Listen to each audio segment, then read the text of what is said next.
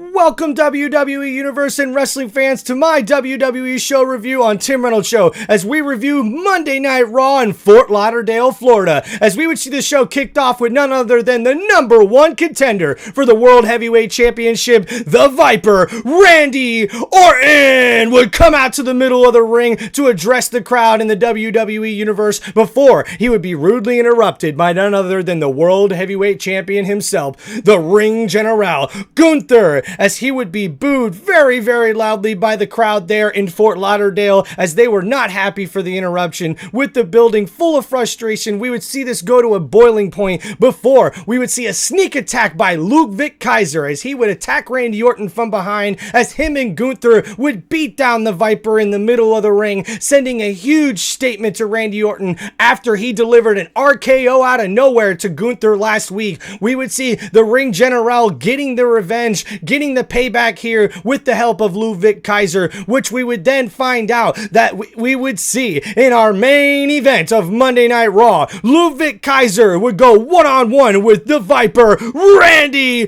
Orton, in the main event. Wow, what a way to kick off Monday Night Raw in Fort Lauderdale, Florida. The fans there were pumped up. What an amazing crowd. And we would see our first match of the night, as it would be none other than Sheamus, the Celtic Warrior, taking on Pete Dunne, as we would see these two have battles back and forth the past few weeks, with Pete Dunne sneak attacking Sheamus a bunch of times from behind with the shillelagh, attacking him and hitting him right in the hand last week after that sneak attack, which left Sheamus handicapped in this match as he was taped up with the wrist hurt there, but still went out and delivered one hell of a banger in the middle of the ring for the crowd there at Fort Lauderdale, Florida, as him and Pete Dunne would put on one hell of a show before Sheamus would get the victory in this one over Pete Dunne. Hey, one heck of a match to kick off Monday Night Raw. And then we would see backstage a little meeting between Odyssey Jones and the New Day. Now, if you guys remember last week, Xavier Woods is not warming up to the idea of Odyssey Jones teaming up with the New Day as they go to take on the Final Testament later on in Monday Night Raw. But you would see Kofi Kingston kind of ease things over there with Xavier Woods, and you would hope that this means that hopefully Kofi Kingston and Xavier Woods are on the same page with Odyssey Jones teaming up with them in a six-man tag match. And hey, he explained he's not trying to replace Big E, but I still think that Xavier Woods is kind of on the fence here, and you would see that later on in their matchup in a six-man tag. Then we would see next up, we have Ivy Nile backstage as she was getting in some weight lifts before we would see Chad Gable and American Made, the Creed brothers, come up to congratulate her after she turned her back on her friend Maxine Dupree last week of Alpha Academy, after she came and jumped and beat up Maxine Dupree and cost Alpha Academy the matchup against the Creed brothers, who got the victory for American Made. And we would see Chad Gable patting her on the back, welcoming her into the faction and announcing that they are the ones to beat and that they would be looking to take out the Wyatt Six and send them back to wherever swamp that they came from. Really bad words from Mr. Chad Gable there. Be careful what you wish for and be careful what you say. Oh man. And we would see out of this one, when we see the next matchup, which would actually be Ivy Nile taking on Maxine Dupree as she looks to get retribution against the Pitbull, but Ivy Nile would definitely have the better hand in this particular matchup up against Maxine Dupree before the lights would start to go out. And then we would see Nikki Cross of the Wyatt Six come out of nowhere from the smoke to attack Ivy Nile. And this, just before this, we would see American Made come out to the ring to sort of protect and help the Pitbull. But the Creed brothers and Chad Gable would also be met by the other members of the Wyatt Six in the middle of the ring, as we would have a beatdown. Forget about the match. The Wyatt Six are coming for retribution and to take out American Made before out of nowhere we would see Uncle Howie come in and hit Chad Gable with the Sister Abigail in the middle of the ring, as the Wyatt Six, them scary foes, man, are looking to make a huge statement against this new faction American Made. And hey, I don't want anything to do with this Wyatt Six group, and I think Chad Gable needs to shut his mouth before he gets a big big beat down from this scary group. I would not want to mess with this Wyatt Six crew. Woo! They are scary and not to be messed with. And then we'd also see a video promo backstage from the Terror Twins, Rhea Ripley and Damian Priest, who would say, promising that they are going to be taking out the New Day and teaching them a huge lesson as they will be taking on Liv Morgan and Dirty Dom in a mixed tag team match at Bash of Berlin. Man, this feud between these guys, between Liv Morgan and Ripley and Dirty Dom and Damian Priest, or his beef with Judgment Day, this storyline's getting real heated. And we would see next up on the show, it would be CM Punk coming to address the WWE Universe with the strap on his back. Of course, this would lead into his big statement that he would reach out to fans after opening up his heart, because Fanatic Fest was this past weekend, and CM Punk was commenting about it, saying that there was people coming from all over the world, from all over the WWE Universe, just to come see CM Punk and get his autograph, to spend a few minutes with him, some battling cancer, other people going through some challenges in life, and this really inspired CM Punk. So after saying this heartfelt story, he would announce the big statement that it will be him taking on Drew McIntyre at Bash of Berlin in a strap match, which is going to be crazy. If it's anything like we seen the week before when CM Punk took Drew McIntyre's own belt and beat him across the back with it. Whew, we were definitely in for a really, really good match. But of course, CM Punk would be interrupted by none other than Drew McIntyre, who accepted his challenge almost immediately for the strap match, calling CM Punk stupid for pretty much offering the match against such a big guy like Drew McIntyre. When CM Punk tried to go ahead and get the bracelet back from Drew McIntyre that he has been torturing him with for months now. But of course, Drew McIntyre would not want to give the bracelet back, as this feud just keeps on building. And man, a strap match at Bash in Berlin between Drew McIntyre and CM Punk is going to be one heck of a match for the WWE Universe to check out. And I know I'm going to check it out too. And man, after this, we would see, a backstage promo from Liv Morgan and Dominic Mysterio, as they would pretty much tell the Terror Twins that you aren't ready to face them and you guys are nothing, because they are going to take you guys out at Bash in Berlin. And then, of course, Dominic Mysterio would challenge Damian Priest to a one-on-one matchup later on in the night, saying that he won't even bring any members of the Judgment Day or bring Liv Morgan at all to the ring. It would just be Dominic Mysterio versus Damian Priest one-on-one. Yeah, right. Ain't believing that for a second.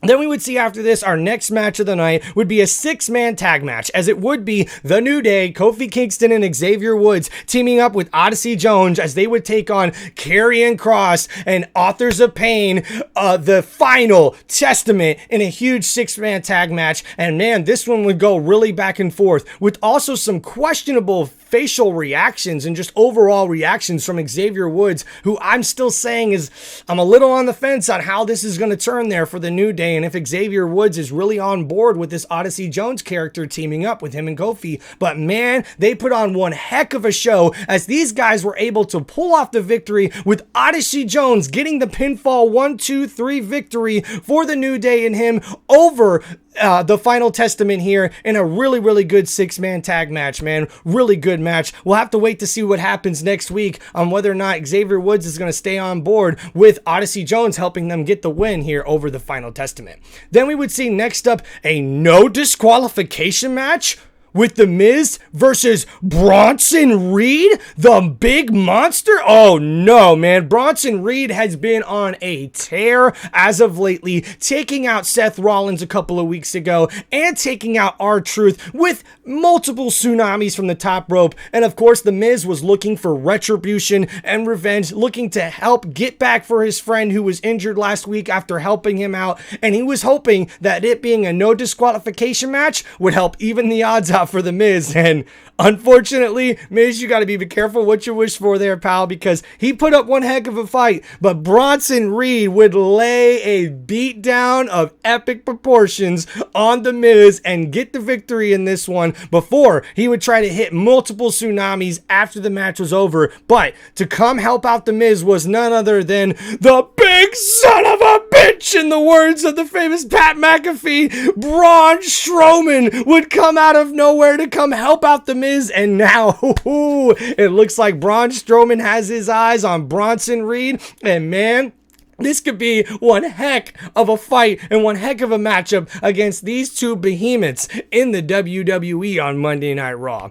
And we would see shortly up after this an interview with the new Intercontinental Champion, Braun Breaker, as we would find out from his words, the champ himself, that there will be an Intercontinental Championship tournament that will take place starting next week. And we would find out later in the show that it would be Jey Uso was one of the first participants or entries in the particular Intercontinental tournament. But during the interview, Braun Breaker would announce anybody that thinks they're going to take away his title from him, you best believe whoever wins that tournament is getting a spear through the center of the ring, and that will be Braun Breaker's fault. Oh man, this guy, Braun Breaker, the new Intercontinental Champion, is one to be reckoned with and one of the best up-and-coming WWE superstars right now on the Monday Night Raw roster. And then we would see next up after this, we would have our matchup between Dominic Mysterio and Damian Priest. But plans would go exactly as I predicted just a little bit earlier, guys. And of course, the match wouldn't even really get started when we see the Judgment Day come and jump Damian Priest. Well, after this happens, of course, Rhea Ripley is going to come out to have Damian's back against the Judgment Day, and Damian and Rhea were able to get the upper hand on Judgment Day after this jump attack, and they were looking to beat down Dominic Mysterio. And they got started, but they would not get finished because Liv Morgan would come out, beat up Rhea Ripley very, very bad. I mean, sending a huge statement. And also, the Judgment Day would get together using the numbers game to jump Damian Priest, as Dominic Mysterio would deliver a huge frog splash to Damian Priest in the middle of the ring. And after Liv Morgan beat the crap out of Rhea Ripley, we would see both of the Terror Twins lay down, beat down in the center of the ring by the Judgment Day, who make a huge statement against the Terror Twins, as they would also have a video promo later in the show, pretty much stating Finn Balor telling the WWE Universe that this is just a taste of what's going to happen to them just before they get to Bash at Berlin, when they know that Liv and Dominic are going to beat them. And Liv would then say some words which I think that she's going to regret, is that Liv Morgan would say she's going to make Rhea Ripley her bitch. And oh boy, we know Dominic Mysterio was liking that, as the Judgment Day really make a huge statement. Jamie McDonough, Carlito, Finn Balor, and the boys really did make a huge statement against Damian Priest and Rhea Ripley. Whew, what a beatdown. And after this particular match, we would see none other than the next match of the night, which would be a tag team match for the WWE Women's Championship, as we would see the champions, the Unholy Union, Alba Fry and Israel Dawn, taking on two more tag teams in this triple threat tag team match, as we would see Damage Control, Kairi Sane and Io Sky, going up with Fusion Collective. Hard Fiction main events for the new Fiction, with Shayna Baszler and Zoe Stark tag teaming up in this trio tag team match. And man, these ladies would put on one hell of a show, but we would see the reigning champions defend their titles and remain the WWE Women's Tag Team Champions, as it would be the Unholy Union who get the victory in this one. Then we would see next up a video tribute for none other than one of my heroes, the WWE's Big Pat McAfee, one of the best social media guys on social media, on YouTube, on ESPN, with his show, The Pat McAfee Show, but also an epic broadcaster right up against the GOAT Michael Cole every single week for us this past year on Monday Night Raw, as this would be his last show for the rest of the year as he gets started for his football coverage with this Pat McAfee Show, and of course ESPN's College Game Day, which would also lead us to a big announcement, as well as it would be Sheamus the Celtic Warrior will be the guest picker for College Game Day on Saturday, as Pat McAfee would announce this to the WWE Universe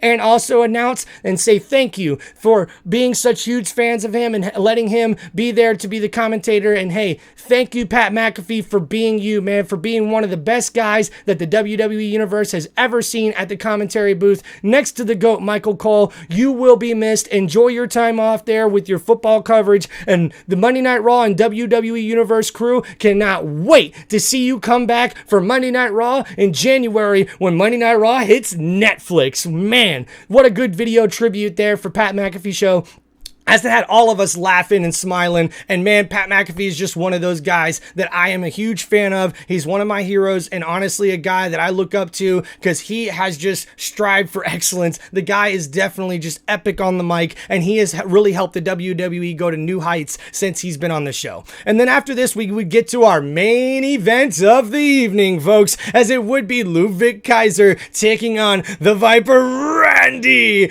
Orton. And man, of course, Randy Orton would make easy work of Ludwig Kaiser in this one, handling and getting the beatdown with a huge RKO to get the 1-2-3 victory pinfall, and Randy Orton would get the win. And then after the match, Gunther would attack the number one contender, and that is how our Monday Night Raw show would end. What's gonna happen next week? How will Randy Orton respond after the beatdown when the show ended? And how will we see these other storylines play out before Bash in Berlin in just a few weeks? This has been your WWE show review from Tim Reynolds Show. Please like and subscribe to the channel for more wrestling content, WWE content, and sports entertainment right here on Tim Reynolds Show. Thank you guys so much for all the support. A big shout out to one of my heroes, a big fan of Pat McAfee, who is no longer going to be with the WWE for the rest of the year as he gets ready for his football coverage with his Pat McAfee Show and College Game Day. And I cannot wait, especially with Sheamus being the guest picker